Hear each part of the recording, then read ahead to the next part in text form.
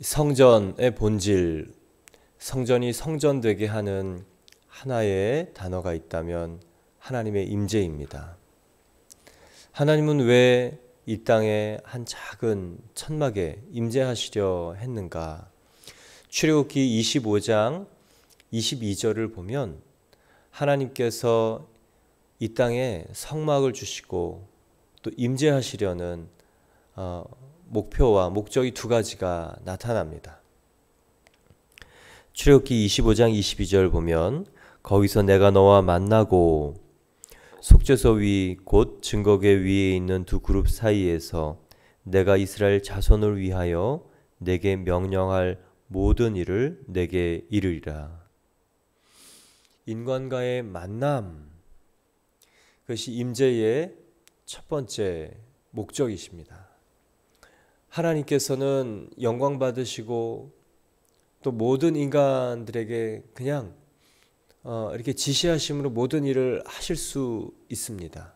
그런데 친히 이 땅의 한 장소를 정하시고 인간이 하나님을 찾고 두드리고 구할 때 만날 수 있도록 한 장소를 정해 주신 것입니다. 또한 두 번째 목적이 하나님께서 인간에게 이 속죄소 죄를 용서받고 그 증거궤 위에 속죄소 바로 그곳에서 하나님이 인간에게 오셔서 만나시는 그 임재를 통하여서 하시고 싶어하는 일이 있습니다. 내게 명령할 모든 일을 내게 이르리라. 하나님의 임재의 목적이 하나님의 하나님 되심을 우리 인간으로 알게 함으로 하나님을 주로 만나게 하는 정말 그 신 앞에 인간으로서의 이 기쁜 또 참 만남이고, 또 하나님은 임재를 통하셔서 인간을 통하여 이 땅에 하나님의 말씀을 이루고 싶어 하신다는 것을 너무도 분명하게 보게 됩니다. 근데 오늘 성전 제사장들은 이 종교 시스템을 만들고 그리고 불법적인 시장 시스템을 만들고 이 장사하는 집으로, 그것도 부정부패가 있는 장사하는 집으로 만들었습니다. 그래서 예수님께서 분노를 하셨죠. 다른 본문에 보면 예수님은 내 아버지의 집, 이 성전이 만민이 기도하는 집이라고 말씀하셨습니다. 이때의 기도란 인간의 간구와 또 인간의 희망, 또 인간의 어쩔 수 없는 현실에 대한 하나님의 도움을 말하는 것 이전에 우리는 그렇게 알고 있지만 유대인들의 기도는 하나님의 판결을 얻는 것, 하나님의 판결을 알아내는 것, 이것이 만민이 기도한다라는 하나님의 뜻을 받는 곳이 바로 이 성전입니다. 그것이 출애굽기에서 유래한 당연한 얘기죠. 왜요? 임재, 그 속죄소, 지성소 안에 이 속죄소 위에서 하나님이 이스라엘 백성들에게 행하실 일들을 알리셨기 때문에 그렇습니다. 그래서 광야에서 살아남을 수 있었고, 출애굽의 목적이 이집트를 탈출하는 것뿐만 아니라 하나님이 예비하신 이 약속의 땅에 들어갈 수 있었던 것입니다. 성전이 이 불법적인 시장, 이 상점이 되고 또 경제와 종교가 결탁된 부정한 이 권력이 만들어낸 이 영향력은 하나님의 말씀과 뜻을 받을 수 없다는 가장 큰 인간의 폐해를 만들어낸 것입니다. 성전이 잃어버린 것 하나님의 임재이고, 임재로 말미암아 하나님이 우리에게 하시는 말씀을 전혀 들을 수도 받을 수도 없는 상태가 된 불행. 그래서 예수님께서 성전을 엎으시고 또 자신이 성전이라 말씀하신 것입니다. 왜 그러셨을까? 예수님은요, 하나님의 임재로 말미암아 인간이 하나님이 기대하신 삶을 살 수 있도록 그것을 희망하고 오셨기 때문에 그렇습니다. 예수님이 이 임재로 말미암아 이 죄를 사함을 받고 하나님을 만나고 인간이 하나님이 기대하시는 삶을 살 수 있도록 말씀이 들려오고 하나님의 뜻이 알아지고 자유의지의 선택으로 하나님의 뜻을 선택할 때 하나님께서 이 땅을 통해 이 땅에서 사람을 통해 하고자 하는 일을 사람이 능히 할 수 있다는 것을 예수님께서 아셨기 때문에 그렇습니다. 오늘 예루살렘에 올라가셔서 하셨던 이 첫 번째 공적인 사역은 하나님의 임재가 없는 성전에 대한 질타. 그래서 참 성전, 참 임재가 있으려면 어떻게 해야 되는가를 알려주십니다. 오늘 본문의 시작을 보면 13절에 유대인의 유월절이 가까운지라 예수께서 예루살렘으로 올라가셨더니 예수님께서 총 4번의 유월절을 지내신다는 것이 요한복음에 나타납니다. 그래서 첫 번째 유월절과 두 번째 유월절이 만 1년, 그래서 네 번째 유월절까지 만 3년.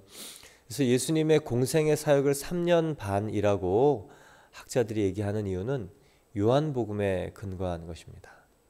근데 유월절을 예루살렘에서 보내신 것은 3번입니다.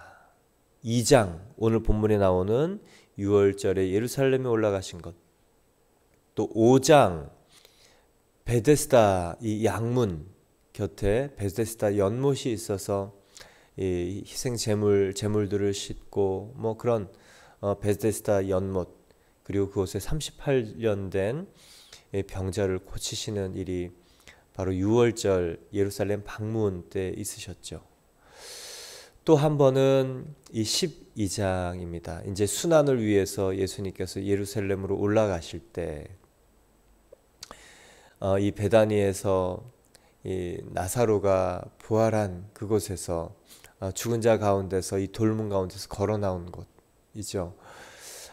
거기서 이 향유 옥합을 깨뜨려서 예수님의 죽으심을 기리는 한 장면이 나옵니다. 2장, 5장, 이 12장 예수님이 예루살렘에 올라가서 유월절을 보내시는 장면이죠.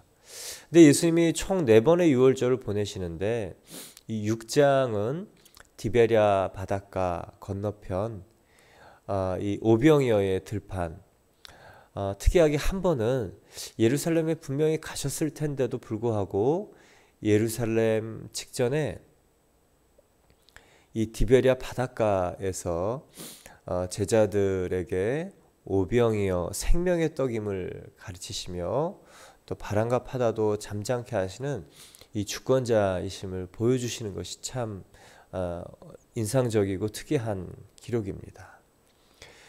유대인의 유월절은 예루살렘 장소에 국한되지 않는다는 것. 이 북쪽 갈릴리의 어부의 마을에도 동일하게 이 유월절이 적용된다는 것.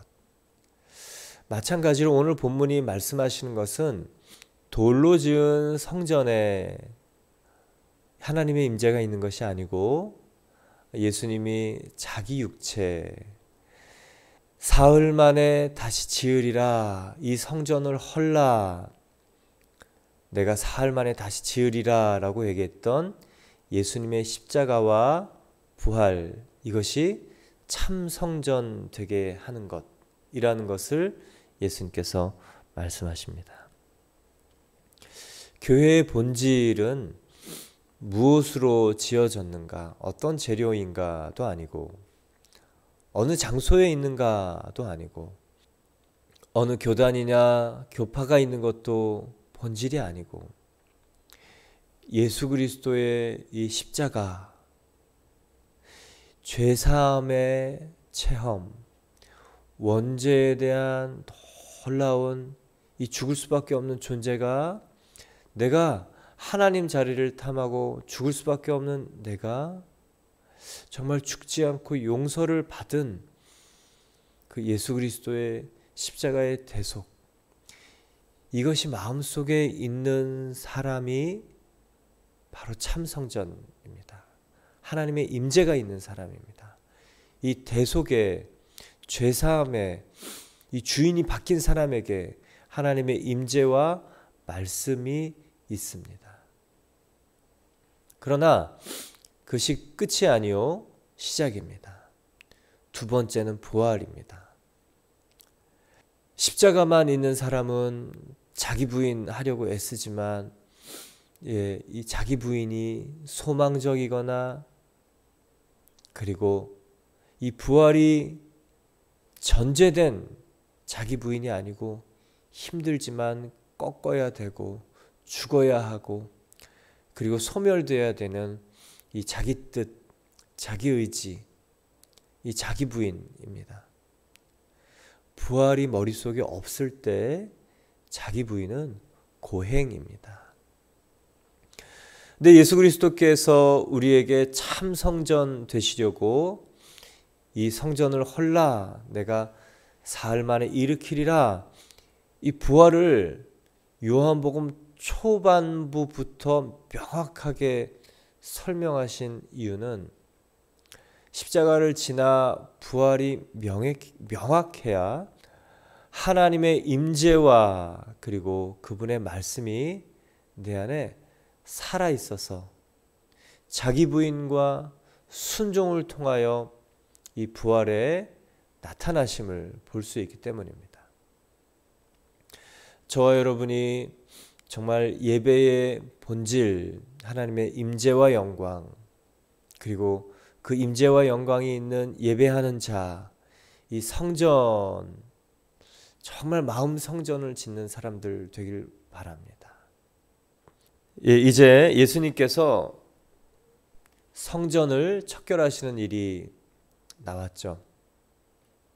그 이유는 이 시장 상점이 되었기 때문에, 불법적인 상점이 되었기 때문에 그렇습니다. 어제 설명했듯이 멀리서 가져오는 재물을 불합격시키고 싼 값에 사들이고 비싼 값에 다시 그 재물을 눈속여서 되파는 그런 재물을 파는 사람들을 기드론 골짜기 건너편 감람산에서 이 이방인의 뜰로 끌어들인 이 제사장의 불법적인 결탁,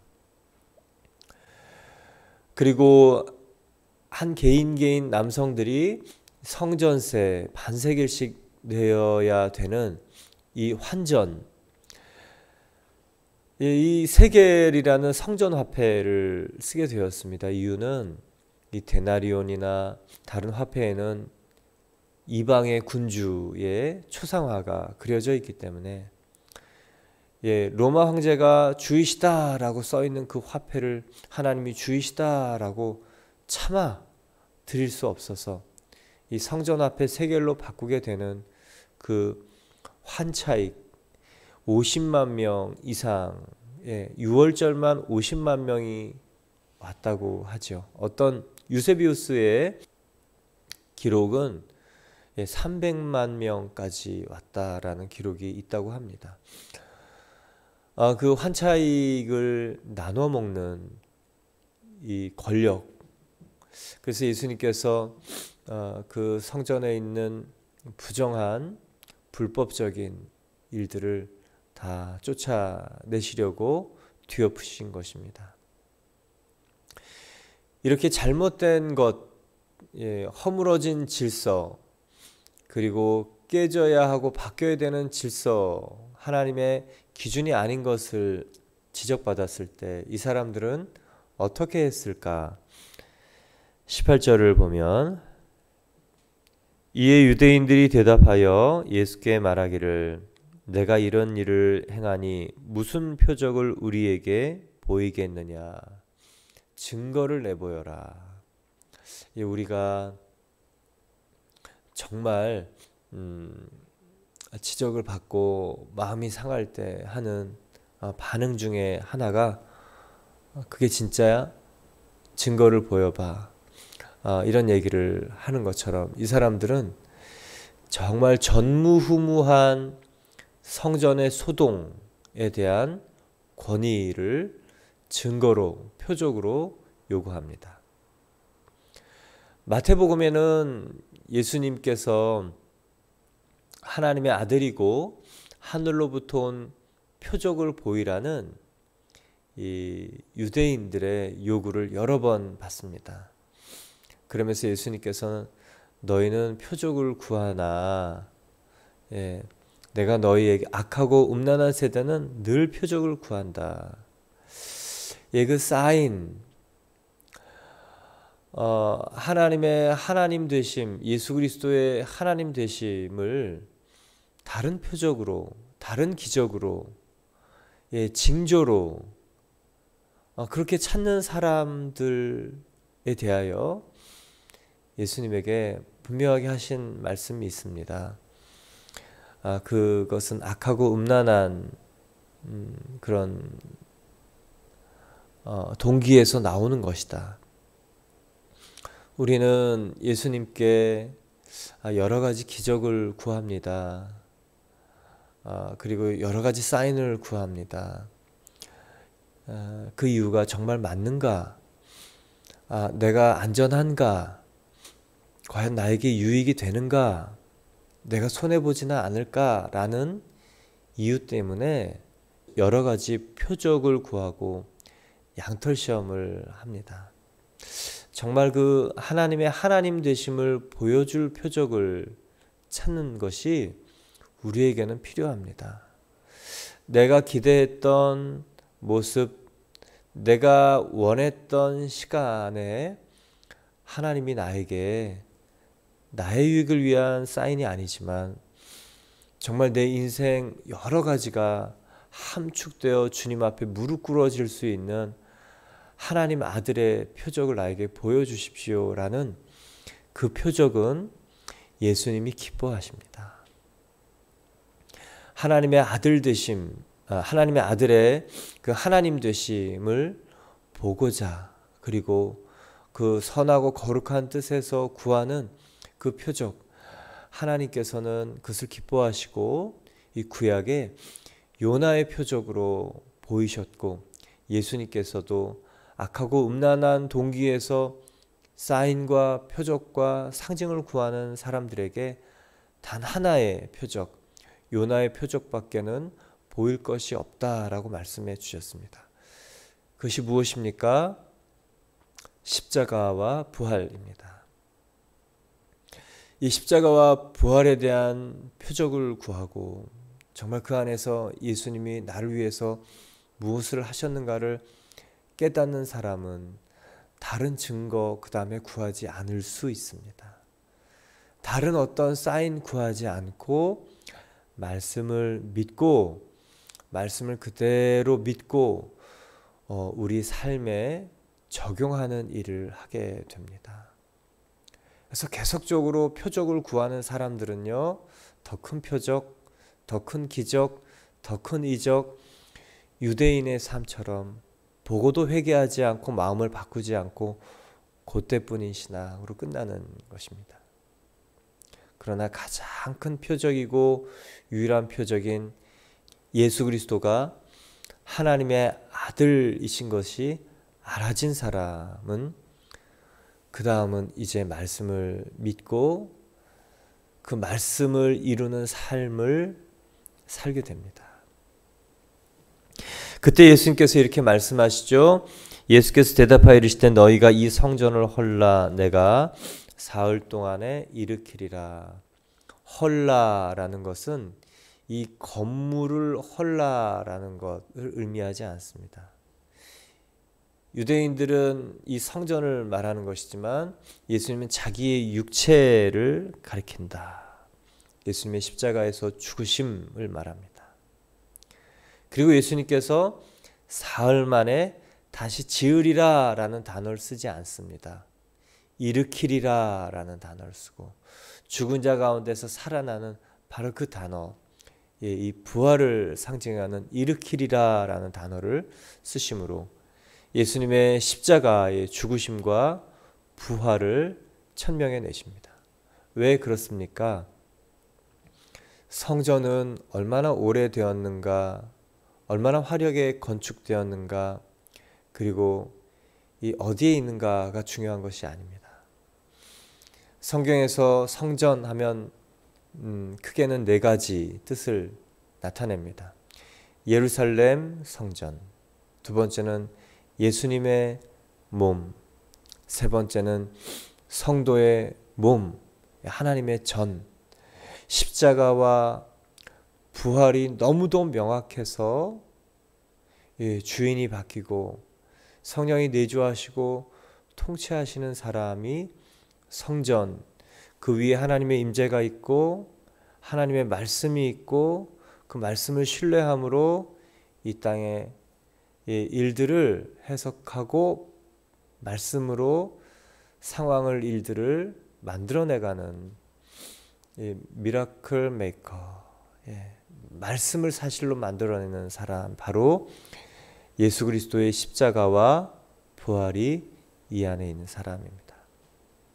네 번째는 성도들의 이 공동체, 함께 지어져 가는 그 교회. 그래서 저희 교회 성도들 안에 이 하나님의 임재와 말씀으로 교제해 주는, 말씀으로 세워주는, 말씀으로 이 상황을 바라보게 하는 놀라운 일들. 믿음의 삶은, 하나님이 역사하시는 삶은 말씀을 믿을 때, 그 말씀을 내 삶에 적용할 때 그 말씀이 사실이 됩니다. 그래서 우리 인간에게는 제한 없는 이 무한한 이 지경이 예수님으로 인해서 다시 열렸습니다. 이유는 하나입니다. 예수님의 십자가와 부활로 말미암아 성령 하나님의 임재가 우리 안에 충만하게 내주하십니다. 모든 것을 할 수 있고 모든 것이 가능하고 모든 것을 이 말씀의 삶으로 살아낼 수 있도록 그분이 계시기 때문에 그렇습니다. 이 성령 하나님, 그분의 임재, 당연히 책임지시죠. 먹는 거, 입는 거 당연히 책임지십니다. 그리고 인간을 바꾸십니다. 그래서 십자가를 경험한 사람, 죄사함을 경험한 사람, 주인이 바뀐 사람, 그래서 이 십자가 앞에 자기 부인을 하지만 부활에 대한 소망이 있기 때문에 자기 부인이 괴롭고 힘들고 그리고 억지로 하는 일이 아니라 기대함으로 하게 되는 자기 부인이 되는 것입니다. 이제 유대인들이 그것을 알아들었는가? 아니요, 알아듣지 못했습니다. 이 영적인 무지,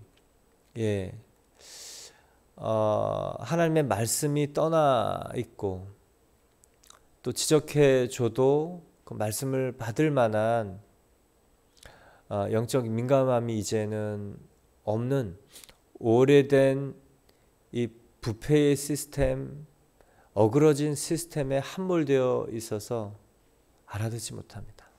그래서 계속 얘기해 주는 게 필요합니다. 이게 맞고 이렇게 하는 것이고 또 이렇게 할 때 하나님이 역사합니다. 근데 예수님이 이 얘기 한번 하셔가지고 결국 신성모독, 성전모독죄로 십자가에서 죽으시게 되죠. 예수님은 이 성전 시스템 또 제사장 그룹에는 이렇게 여러 번 다른 각도로 계속 말씀해 주시지만 깨닫지는 못합니다. 20절을 보면 유대인들이 이르되 이 성전은 46년 동안의 지역건을 내가 3일 만에 일으키겠느냐 하더라. 그러나 예수는 성전된 자기 육체를 가리켜 말씀하신 것이라. 깨닫지 못했습니다. 그리고 정말 예수님의 말씀처럼 46년 동안 짓고 앞으로 그 20여 년 동안을 더 짓습니다.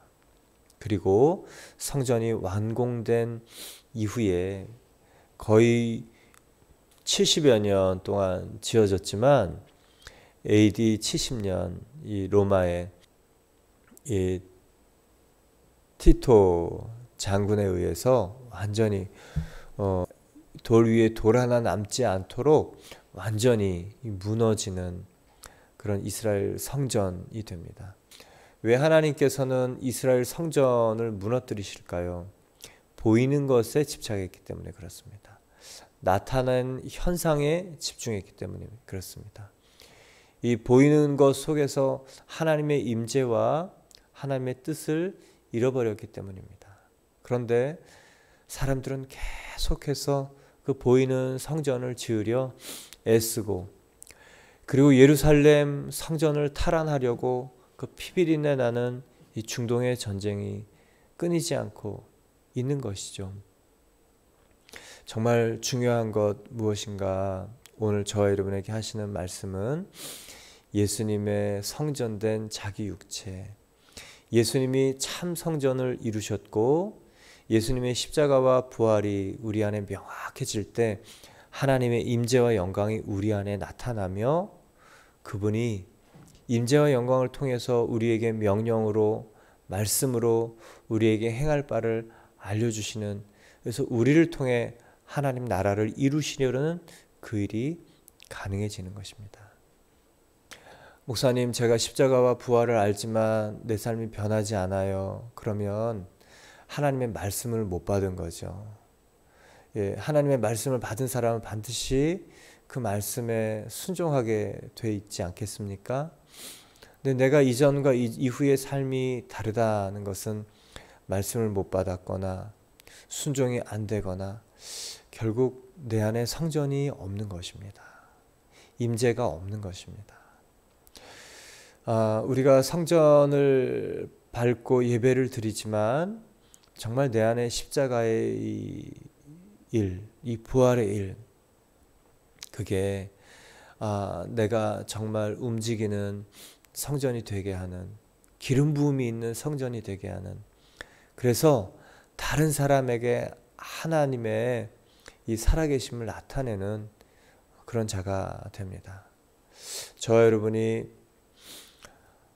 예수 그리스도의 십자가의 이 어찌할꼬, 부활 앞에서 생겨나는 이 어찌할꼬 반드시 변합니다. 놀랍게 변합니다. 그리고 나면 말씀이 새롭게 느껴지고 말씀 한 말씀 한 말씀이 내가 이룰 수 있는 말씀이 되는 것입니다. 제자들은 어땠을까요? 유대인들은 깨닫지 못했습니다. 제자들도 역시 마찬가지입니다. 죽은 자 가운데 살아나신 후에야 제자들이 이 말씀하신 것을 기억하고 성경과 예수께서 하신 말씀을 믿었더라. 이 제자들이 이해를 못한 것이죠. 부활이 죽은 자 가운데 살아나신 후에야 예수님 말씀하신 것을 기억하고 성경과 예수께서 하신 말씀이 같다. 하나님의 말씀인 성경과 예수님의 말씀인 같다라는 것이 확인된 거예요. 구약의 성경을 통해서 주신 하나님의 말씀과 공생애 때 하신 하나님의 말씀이 하나님의 말씀으로 믿어지고 이 십자가와 부활을 통해 하나님의 말씀과 함께 예수님이 하나님의 아들이신 것이 믿어지는 일. 그래서 성경이 풀리지 않았던 부분들, 그리고 한 말씀 한 말씀 정말 딱 붙들고 있을 때 역사하시는 하나님의 뜻이 되는 한 터닝 포인트, 결정적인 터닝 포인트, 유일한 포인트가요, 바로 이 부활입니다. 부활 앞에 선 제자들은 예수님이 하나님의 아들이신 것이 깨달아졌고 그분이 여태까지 하셨던 말씀이 하나님의 말씀인 것을 알았습니다. 그리고 그 앞에서 자신들의 이 일들을 되돌아보며 너무 무지했구나, 몰랐구나 깨달았고 성령 받아서 이제 3,000명 회개하는 오순절 베드로의 설교 가운데 동일하게 유대인들도 그 부활하신 예수님이 하나님의 아들이심을 깨닫고 나서 하나님의 아들 하나님을 못 박으라고 했던 참 자신들의 참남함을 회개하게 됩니다. 사랑하는 성도 여러분, 내가 참 임재가 있는 사람인가? 임재가 있으면 하나님의 말씀이 있습니다. 그러면 이 세상 보이는 것, 나타난 현상, 우리가 다스리고 또 움직여 갈 수 있습니다. 이유는 하나죠. 로고스 법칙이 내 안에 나를 다스리고 나를 통해 다스리시기를 원하시기 때문입니다. 그래서 말씀을 가진 자는 다 가진 자. 그래서 말씀을 가지기 위해서 하나님의 임재가 있어야 되죠. 그러기 위해서 신약의 예수님께서 하신 십자가와 부활이 나의 십자가, 나의 부활. 그래서 예수가 나의 주, 나의 하나님이 되시는 일이 우리 인생의 가장 큰 축복입니다. 그 십자가와 부활로 하나님의 임재가 가득한 저와 여러분 되기를 축원합니다. 우리 함께 기도드리겠습니다.